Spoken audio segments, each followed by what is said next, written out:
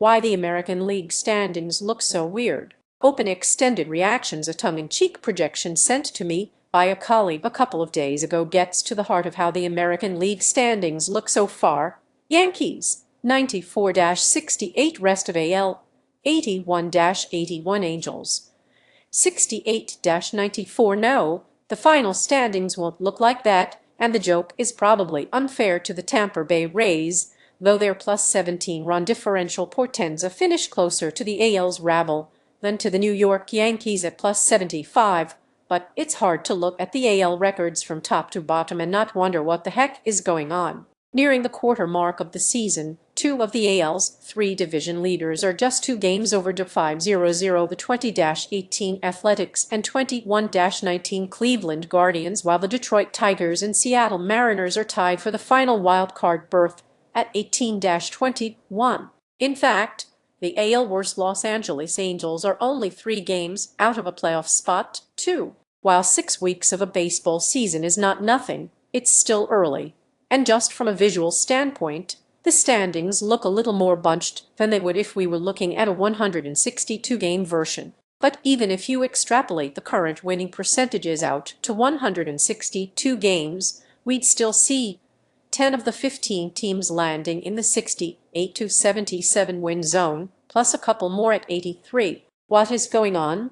Are teams really this clustered? Is the league really this basic? Let's dive into it. Why does this seem so weird? At current paces, the final standard deviation in wins among AL teams would be 14.4. This is actually not unusual. In fact, things were a lot more bunched from top to bottom in the AL just a year ago. 9.7 standard deviation, but it's still very early in the season, and we're digging into big picture scenarios from a small sample of results. The current paces of the Yankees and especially the Rays aren't likely to hold up. That means that 14.4 figure is likely to shrink. How much? We'll get to that, but spoiler alert, the clustering is likely to get even more extreme. There are 2 reasons why it feels so strange, and we'll address the first one here. It seems weird because while the separation isn't a historical outlier at present, it does represent a reversal of the American League's dynamic from the end of the last decade.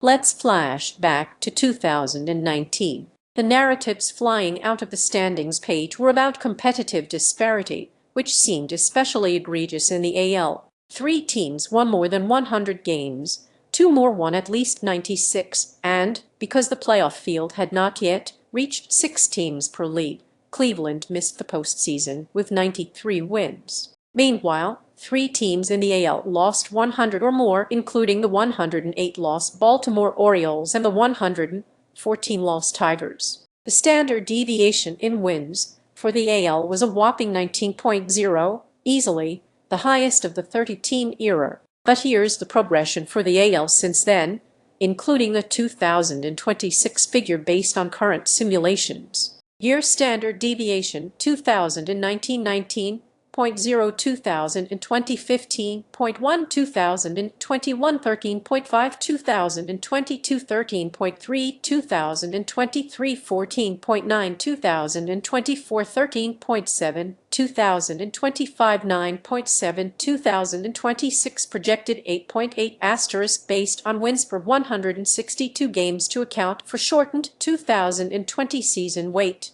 The projected final standard deviation for this year's AL is 8.8. Projections are destiny, but that's the way the numbers flesh out right now, which puts this season on course to be even more extreme than last season. Aside from the projections, if current win paces were to hold up, the Yankees and Rays would finish with well over 100 victories. That would make this season different from 2025, when the AL win leaders New York and the Toronto Blue Jays landed at a fairly tepid 94 wins. Having 2 powerhouse teams drives up standard deviation, but those paces aren't likely to hold up. Didn't you say that there were 2 reasons this seems weird? Yes. The other reason this looks weird is that there are so few teams in the AL with a winning record. In fact, right now, 2 AL clubs with losing records would make the playoffs. This second reason is the subject of a few narratives about the competitive landscape that I've seen going around right now. These are essentially centered around the question of whether the mighty NL has simply gained a firm upper hand over the meek AL. Best and worst free agent signings ever, from Barry Bonds to Barry Zito.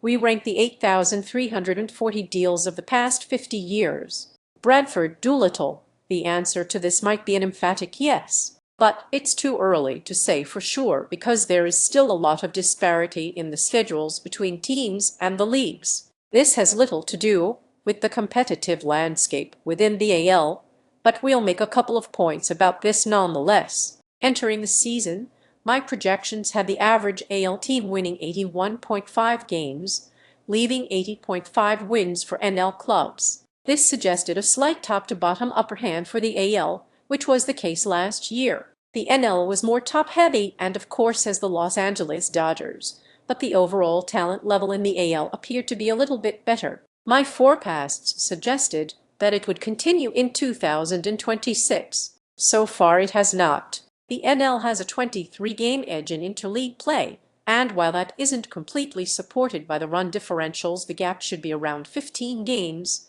it's still substantial. But this was the case early last season, and by the end of the campaign, the AL ended up with a 14-game edge. We have to wait for the effects of the schedule to play out. So far, the NL has played quite a few more home games in interleague play, but this will, by design,